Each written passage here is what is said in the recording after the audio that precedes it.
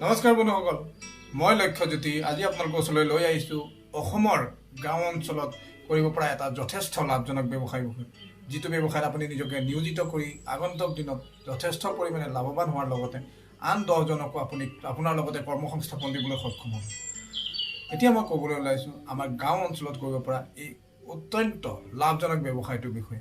আজি কেমিকেলৰ যুগত, মই কেমিকেলৰ যুগ বুলিয়েই কৈছোঁ কাৰণ আমাৰ আজিৰ দুনিয়াত প্ৰতিটো খাদ্য সামগ্ৰী, প্ৰতিটো ফল মূল, শাক পাচলি সকলোতে মাত্ৰ কেমিকেল ইউজ কৰা হয়, যাৰ ফলত আমি এটা পিয়'ৰ বা অৰ্গেনিক খাদ্য খাবলৈ নাপাওঁ। গতিকে আজিৰ এই কেমিকেলৰ যুগত সকলো মানুহে এই কেমিকেলৰ পৰা পৰিত্ৰাণ পাবলৈ অৰ্গেনিক খেতিৰ প্ৰতি যথেষ্ট আগ্ৰহ দেখাবলৈ লৈছে। গতিকে আপুনি যদি গাঁও অঞ্চলৰ এজন আগ্ৰহী ব্যৱসায়ী, তেনেহ'লে আপোনাৰ গাঁও অঞ্চলত থকা এবিঘা বা দুবিঘা মাটিত এই অৰ্গেনিক ফাৰ্মিঙৰ ব্যৱসায় কৰি যথেষ্ট পৰিমাণে লাভৱান হ'বলৈ সক্ষম হ'ব পাৰিব। কাৰণ আজি কেমিকেলৰ যুগত মানুহৰ দেহত নানান প্ৰকাৰৰ ৰোগ এই কেমিকেলৰ পৰাই যায়। আমাৰ প্ৰতিটো খাদ্য সামগ্ৰীত, প্ৰতিটো শাক পাচলিত ইমান মাত্ৰাত কেমিকেল প্ৰয়োগ কৰা হয়, তাৰ ফলত আমাৰ দেহত চৰ্ম ৰোগ, আনকি দুৰাৰোগ্য কেঞ্চাৰ ৰোগ এই কেমিকেল ইউজ কৰা খাদ্য সামগ্ৰী বা ফল মূল খোৱাৰ ফলতে হয়।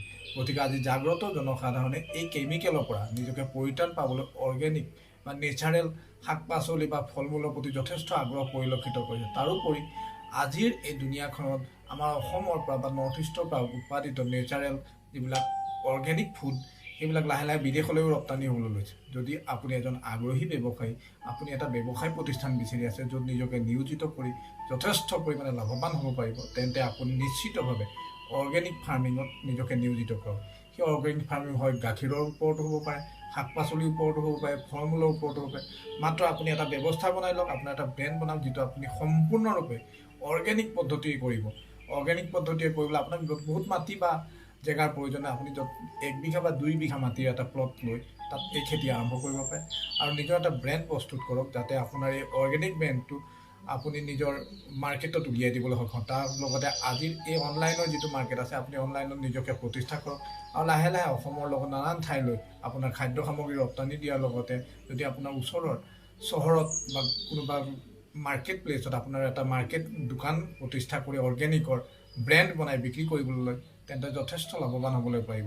গতিকে মই ভাবোঁ আপুনি এই অৰ্গেনিক ফাৰ্মিঙৰ ওপৰত গুৰুত্ব আৰোপ কৰক আৰু এবিঘা বা দুবিঘা মাটিৰ পৰা এই ফাৰ্ম আৰম্ভ কৰক আৰু আপোনাৰ এই ব্যৱসায় প্ৰতিষ্ঠানটো আগন্তুক দিনত যথেষ্ট পৰিমাণে লাভৱান হ'বলৈ সক্ষম হ'ব।